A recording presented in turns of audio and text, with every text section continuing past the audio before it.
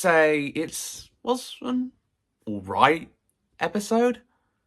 I liked it. Can't say I didn't like it. I thought the pacing was okay. Felt a bit slow in places, fast in others. But in general, it was a good paced story. The music, don't get me started on the music. There was far too much licensed music for Doctor Who. Do we really need Billie Eilish's bag going on the violin?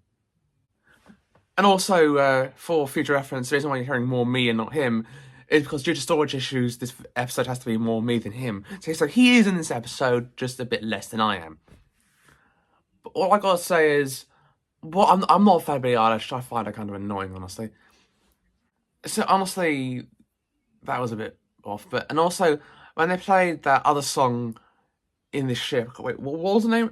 Oh yeah, but I can't remember. It gave me the vibes of that scene from The End of the World when they played Toxic by Britney Spears. Yeah, I gotta say, I liked that scene. I gotta say, with Rogue, I really wish they'd dialed back on licensed music and just tried to make the avian people look a bit more convincing.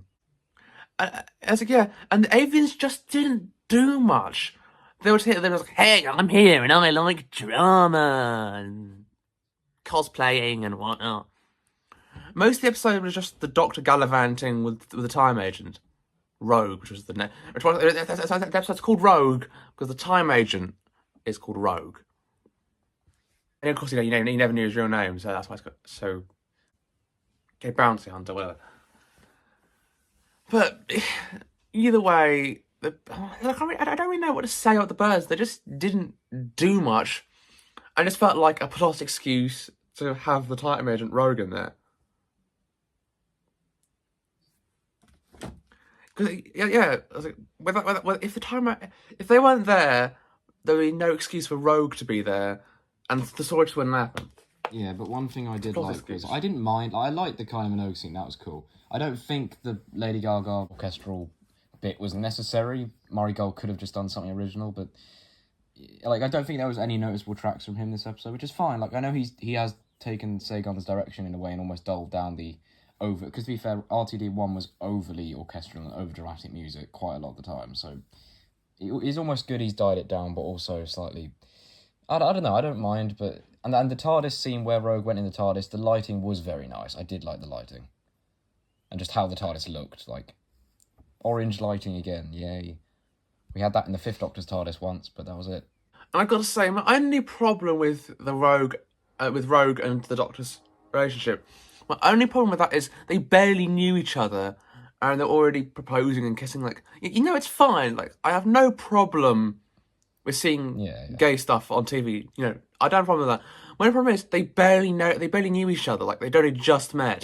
It feels like it was against the Doctor's usual morals as such. Like, obviously, I know he was overwhelmed, and at points it was hard to tell what was acting for, obviously, the audience, and then what was actually real. Like, the proposal was in front of everyone, so it was made to look dramatic, but whether the Doctor's reaction was genuine or acted from the Doctor, I don't really know, but, I mean, yeah, because, like, the only love interest he really ever had was people who shipped Tenrose and then River. No, I don't know, yeah, it didn't really make sense. It felt a little bit forced, but it was a very, as Patrick Troughton would say... Well, this is gay. But, again, no problem with that. I mean, it's quite good timing with Pride Month and all, so, Yeah. And we did have a Susan Twist cameo, except she was literally... In fact, yeah, James last week did mention that leak of her being credited as the portrait, and that wasn't a character name, she literally was a painting. Yeah, just a painting. Yes, that was... her only appearance was the painting. But that's good, because I don't think... I mean, seeing her in real life... they'd have been able to speak, and then the actual confrontation is the next episode, as we've seen from the Next Time trailer. It's heavy, it's all Susan Triad based. And that is her confirmed name now. I've got to say, I rate this episode a 7 out of 10, really. Yeah, my rating hasn't changed. I've watched it twice now, and yeah, it's... One thing we haven't mentioned, because we aren't those theory channels or theory podcasts, we don't have much. I think it's generally just Russell saying, hey, I mean, I do have a sort of theory, but during that face scene that we were looking forward to, unfortunately, a lot of the Doctor's faces looked botched. The Ninth Doctor's eyes were wonky. Yeah, cross-eyed Eccleston.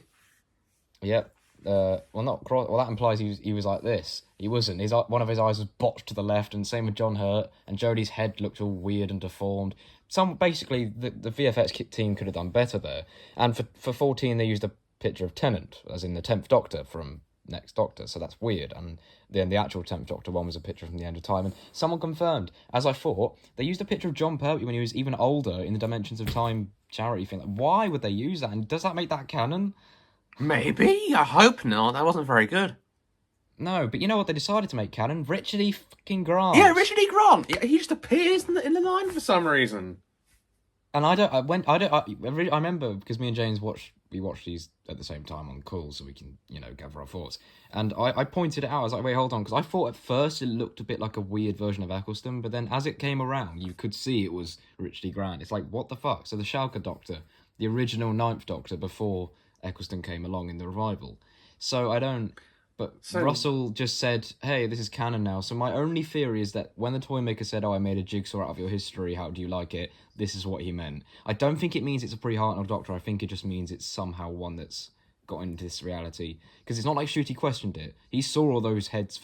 I suppose he only saw the back of the heads. I don't know. Who knows if it'll get brought up again, or maybe it was just a weird, cool Easter egg. But I hope it gets brought up again. Yeah. Because you've got to remember, Richard E. Grant did also play Simeon, then the Great Intelligence. So yeah, so I gotta say, when it comes to Rogue, it's a real 7 out of 10. It's a real middle of the road episode, and I gotta say, I think I preferred it to Dot and Bubble though. Yeah, it's definitely a lot better than Dot and Bubble. Like for rewatch value, because the Dot and Bubble scene really good at the end, but apart from that, I didn't really want to rewatch it because it's just annoying. The character is annoying. Yeah, no, that's the point. But So I gotta say, Rogue, it was a good episode. It was a good episode. It was fine. It just wasn't the best penultimate, and I hope the series finale is better. Comment below what you thought. We'd love to know. And yeah, we'll see you next week for the penultimate, which I think will be as normal. I know I will be seeing the finale and the penultimate because they air it at the same time in the cinema, like really late on June the 22nd, I think it is, or something. So I'm not quite sure if I'm going to wait. I don't think I'll be able to wait because I'm going to be going on social media. So, yeah, we will be doing a review as normal. I think the finale review is the only one that might be delayed by a few days. Yeah, so... We'll see you next week. So it's goodbye from me, and it's goodbye from him. Goodbye.